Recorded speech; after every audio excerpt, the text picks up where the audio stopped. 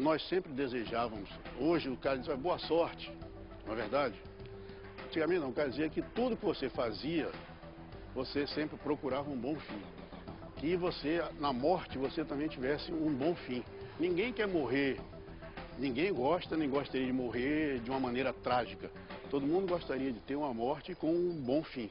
É daí o nome, a palavra, o bom fim. Trazido pelos portugueses, o culto a Nosso Senhor do Bom Fim é tão importante em Salvador que até hoje o souvenir mais popular da cidade é uma fitinha com o nome do santo e que moradores acreditam ter poderes místicos. Naquela oportunidade, as fitinhas hoje eram chamadas de medidas, que correspondiam à medida do braço direito do Senhor do Bom Fim.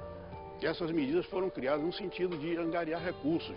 Então eles levavam essa fita com ele, como se fosse, vamos dizer, uma parte, vamos dizer, simbólica de Senhor do Bom Fim. É como se o Senhor do Bom Fim acompanhasse ele no dia a dia. A devoção dos baianos ao Senhor do Bom Fim vai muito além da fitinha. Todo segundo domingo de janeiro, acontece nas escadas dessa igreja uma das mais bonitas festas de Salvador, a lavagem da igreja de Nosso Senhor do Bom Fim. Mas poucos conhecem a verdadeira origem dessa comemoração. Como os escravos e os negros não podiam participar da festa católica no domingo, eles eram encarregados de fazer a limpeza da igreja na quinta-feira anterior. Então a lavagem do Bom Fim é uma cerimônia de lavar, de limpar a igreja para a festa do domingo. Então, para a população negra e pobre que não podia participar da festa, eles faziam a sua festa na lavagem da igreja. Então o que é que eles faziam? Eles ornamentavam, limpavam naquela época os catiçais que eram de madeira dourada, né? Faziam a limpeza, ornamentavam normalmente com angélicas, porque era uma flor que soltava um perfume, exalava um perfume muito forte. Mas depois, quando a devoção a Senhor do Bom Fim foi se projetando, começou a trazer pessoas de diversos lugares daqui ao redor, vamos dizer, de Salvador. Não somente os negros participavam, mas também os brancos pobres. Mesmo algumas pessoas da elite que mandavam os empregados ou iam com os empregados carregando baldes d'água para pagar promessas. Então é uma coisa que ultrapassava a divisão de etnias, de classe ou de raça. E começou a ser reprimida pela igreja porque o povo de Candomblé começou a participar da festa, ir paramentado, vestido de elorixá, vestido de roupas africanas, e passou a receber orixá dentro da igreja do Bom Fim. A popularização da lavagem fez com que a festa fosse excluída do interior da igreja e transferida para as escadarias, onde acontece até hoje. A lavagem da igreja de Nosso Senhor do Bom Fim é um dos exemplos mais importantes de como em Salvador a cultura dos escravos se mesclou com as crenças dos senhores portugueses. As mesmas pessoas que vão à igreja vão também ao candomblé, né? É isso que a gente chama de dupla pertença. É evidente que o contato cultural sempre produz modificações em um e em outro. Então, a festa do Bom Fim, ela reúne na figura de Cristo crucificado, que é a figura maior do catolicismo, né? Que é muito semelhante nas suas funções com o Oxalá do candomblé, que é também aquele que criou o mundo, é aquele também que se veste de branco, é aquele que é a paz. Então se começou a associar no Bom Fim o culto ao Oxalá, o culto a Cristo.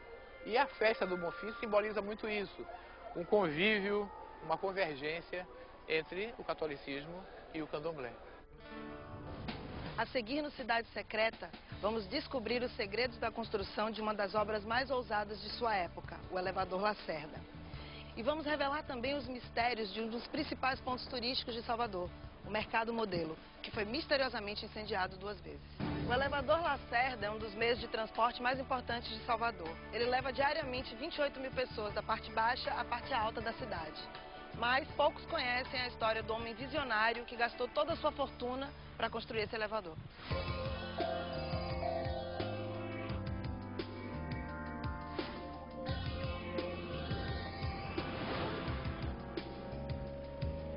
Quando Salvador foi fundada, então a Praça Municipal era a Praça dos Três Poderes. Era chamada Praça do Palácio ou Praça do Mercado e aqui embaixo o Porto. Então, para ligar o Porto com esta praça, ou com a cidade propriamente dita, que era murada, tinha que ter uma espécie de um guindaste. ou seja, um plano inclinado para mercadorias, não para pessoas. E as cargas que chegavam no porto eram puxadas para o alto através de uma rampa puxada por cordas. E eram os escravos que puxavam, enrolavam essa corda e os volumes eram transportados por cima da rampa até chegar lá em cima. O guindaste encurtava o caminho das mercadorias. Já a população precisava enfrentar diariamente as enormes ladeiras que ligam as duas partes da cidade.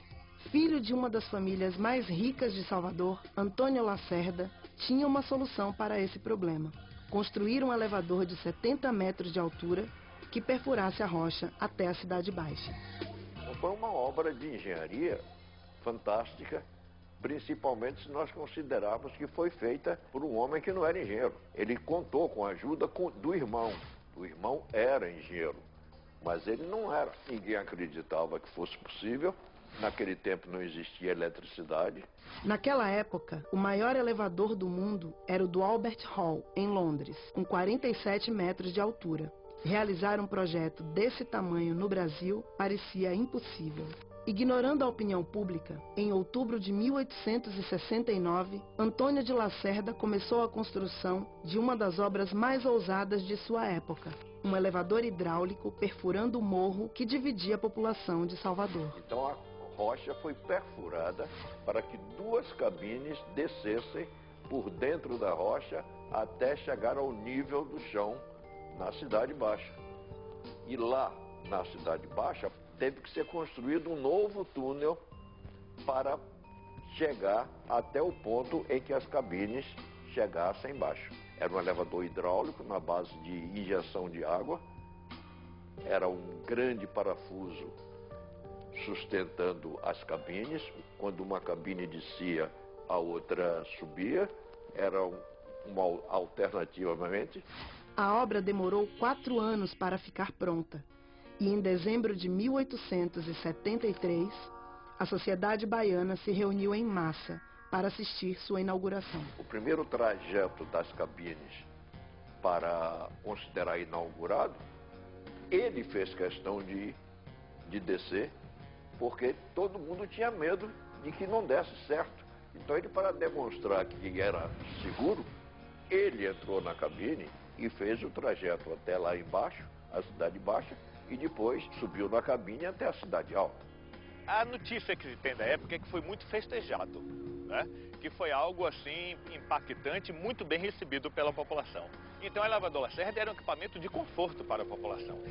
Mas, para conseguir que a obra fosse realizada, Antônio de Lacerda teve que usar sua própria fortuna. E a grande dificuldade que teve o Antônio de Lacerda foi dinheiro, porque custou muito cara a obra. E o principal financiador da obra foi o pai dele, que tinha bastante dinheiro. Mas ele também, como herdeiro, teve que pedir ao pai o adiantamento sobre a herança que ele iria ter e empregou esse adiantamento da herança na construção. O que o elevador rendia não era o suficiente para resgatar todo o dinheiro que ele havia empregado na obra. O Antônio de Lacerda morreu pobre. Ele não teve lucro com o elevador, porque ele não era um homem de negócios. Ele era um utópico, era um grande idealista. Eu acho que ele se sentiria muito orgulhoso de ver que a obra dele sobreviveu. E está se perpetuando, porque já venceu mais de um século, ou seja, no mínimo 5 gerações da Bahia já se utilizaram desse equipamento e muito mais irão se utilizar. Antônio de Lacerda merecia muito mais do que o nome que se deu ao elevador, merecia